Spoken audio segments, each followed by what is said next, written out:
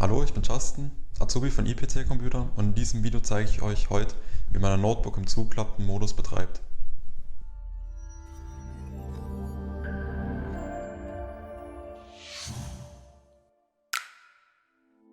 Uns erreicht öfters die Frage, wie man das Notebook betreiben kann im Zuklappen-Modus.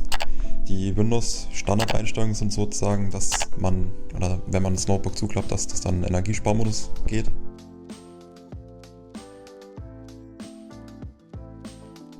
Also ich zeige euch jetzt, wie das funktioniert, dass wir die Einstellungen in Windows so vornehmen, dass der Bildschirm dann nicht dunkel wird, sondern dass das Notebook dann weiterhin am Strom bleibt.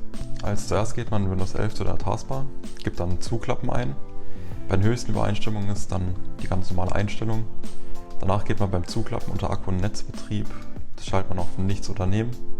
Geht danach auf Änderung speichern, schließt Fenster wieder und somit kann auch das Notebook jetzt geschlossen werden. Also wenn ihr die Einstellung genauso wie ich vorgenommen habt, dann könnt ihr das Notebook jetzt einfach zuklappen. Die Bildschirme, die ihr an der Dockingstation angeschlossen habt, bleiben an. Somit könnt ihr es auch verwenden.